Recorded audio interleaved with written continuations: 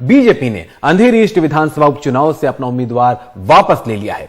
BJP प्रदेश अध्यक्ष चंद्रशेखर बावनकुले ने नागपुर में यह घोषणा की। ऋतुजा लटके की जीत का रास्ता इससे साफ हो जाता है। काफी हद तक ऋतुजा ने सभी का आभार माना है। इससे पहले शरद पवार और एमएनएस के प्रमुख राज ठाकरे ने बीजेपी से अपील की थी कि वो अंधेरी पूर्व से विधानसभा उपचुनाव में शिवसेना की जो उम्मीदवार है ऋतुजा लटके, उनका समर्थन करें।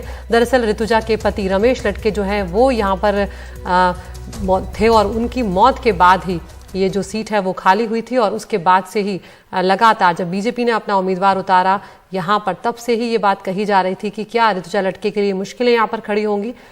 शरद पवार ने यह भी याद दिलाया कि जब बीजेपी के दिवंगत नेता गोपीनाथ मुंडे के निधन के बाद उनकी सीट खाली हुई थी तो उस उपचुनाव में मुंडे के परिजनों के खिलाफ एनसीपी ने अपना उम्मीदवार खड़ा नहीं किया था और उसके बाद ये बड़ा फैसला यहाँ पर आया है। एक तरह से इसकी प्रशंसा की जाएगी क्योंकि यहाँ पर ऋतुजा को एक तरह से रमेश लटके जो हैं उन्हें एक तरह से श्रद्धांजलि दी गई है ऋतुजा को इस तरह से उनके सामने से उम्मीदवार को हटाकर। तो लगातार ये रोहित बात कही भी जा रही थी कि क्या फैसला होगा शरद पवार और राज ठाकरे की इस अपील का। राज ठाकरे ने क्योंकि देवेंद्र फडणवीस को चिट्ठी भी लिखी थी। सुनील सिंह हमारे साथ मुंबई से हमारे सहयोगी जुड़ने वाले हैं, उनसे और जानकारी लेंगे यहाँ पर।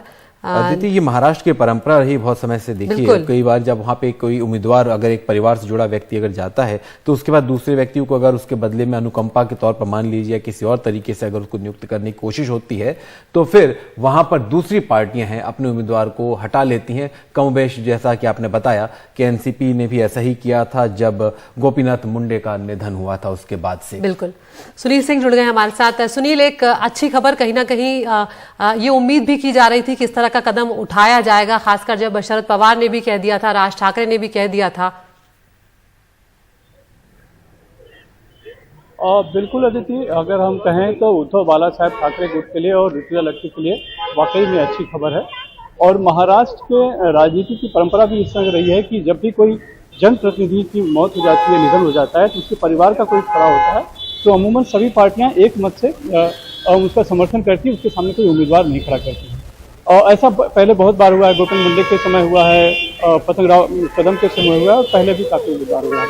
लेकिन इस बार चूंकि स्थितियां बिल्कुल बदली हुई थी और तलखी इतनी बन गई थी, टकराव इतना बढ़ गया था, खास करके शिवसेना में जब बगावत हुई और बीजेपी और शिवसेना जब पहले एक बीजेपी शिवसेना अलग हुए थे तब से टकराव दोनों में था और शिवसेना में बगावत होने के बाद एक टकराव और बढ़ गई थी। लिहाजा उद्धव ठाकरे खेमे की तरफ से दरअसल इसमें पहले शुरुआत होनी चाहिए थी, पहल होनी चाहिए थी इस बात के लिए, सहमति के लिए, लेकिन उन्होंने नहीं की और उन्हें कहीं न कहीं लग रहा था कि सहानुभूति की जो लहर होगी रमेश लटके के निधन के बाद और महिला उम्मीदवार है, उनकी पत्नी है और बाकी भी जिस तरह की घटनाएं हुई हैं उसको लेकर उन्हें फायदा होगा, उनकी जीत सुनिश्चित है, कहीं से उन्हें लग रहा था। लेकिन बीजेपी भी तैयार हो चुकी थी। 14 अक्टूबर को दोनों ही पार्टियों ने, दोनों उम्मीदवारों ने जोर आजमाइश की, शक्ति प्रदर्शन किया, हजारों की संख्या में लोग इकट्ठे हुए और फॉर्म भी भरा और तब बराबरी की टक्कर की बात कही जा रही थी। लेकिन कहीं ना कहीं लगा कि शायद हो सकता है कि आगे चलकर ये कुछ माहौल बदल सकता है, तो तब जाकर एक आवाज उठी और आवाज राज ठाकरे के तौर पे पहले उठी। उन्होंने पत्र लिखा देवेंद्र फडणवीस को, ये कहा कि हमारी जो परंपरा रही है महाराष्ट्र की राजनीति की उसका यहाँ पे पालन किया जाना चाहिए। शरद पवार ने उसी दिन तुरंत उनका समर्थन किया, प्रेस कॉन्फ्रेंस ली और उन्होंने याद दिलाया कि गोपीनाथ मुंडे के समय भी हमने किस तरह से समर्थन दिया था और एनसीपी ने अपना उम्मीदवार नहीं खड़ा किया था। और सबसे बड़ी बात है कि एकनाथ शिंदे गुट जो कि उद्धव ठाकरे के बिल्कुल खिलाफ है, वो उसके विधायक प्रताप सरनाइक ने भी एक पत्र लिख दिया मुख्यमंत्री को और कहा कि आप इस पर बात कीजिए आप बीजेपी के नेताओं से। और कल रात ही बीजेपी के जो मुंबई अध्यक्ष हैं आशीष शेलार और जो उप मुख्यमंत्री हैं देवेंद्र फडणवीस, उनके साथ मेघदूत बंगलों में उनकी चर्चा हुई। मुर्गी पटेल खुद भी वहां पर जो उम्मीदवार है वो भी वहां पे थे और ये आशंका बढ़ गई थी, संभावना बढ़ गई थी कि हो सकता है कि आज बीजेपी अपना नामांकन वापस ले ले, क्योंकि आज ही आखिरी दिन है। बहरहाल अभी नागपुर में घोषणा की है बीजेपी के प्रदेश अध्यक्ष ने चंद्रशेखर बावनकुले ने और कहा है कि हमने फैसला लिया है कि जिस एक श्रद्धांजलि देने के लिए, क्योंकि रमेश लटके उनका निधन हुआ है और अब तक की परंपरा रही है कि किसी जनप्रतिनिधि का निधन होने के बाद उसके परिवार में कोई सदस्य खड़ा होता है तो हम चुनाव नहीं लड़ते हैं, उनके सामने उम्मीदवार खड़ा नहीं करते, तो इसका पालन किया जा रहा है। लेकिन ये जो है ये सिर्फ परंपरा का निर्वहन नहीं है, इसके पीछे बहुत कुछ गणित है, समीकरण है, राजनीतिक समीकरण है जो आगे चल के हमें पता चलता है। बिल्कुल, जो आगे चलकर सामने आ सकते हैं। बहुत बहुत शुक्रिया इस पूरी जानकारी के लिए।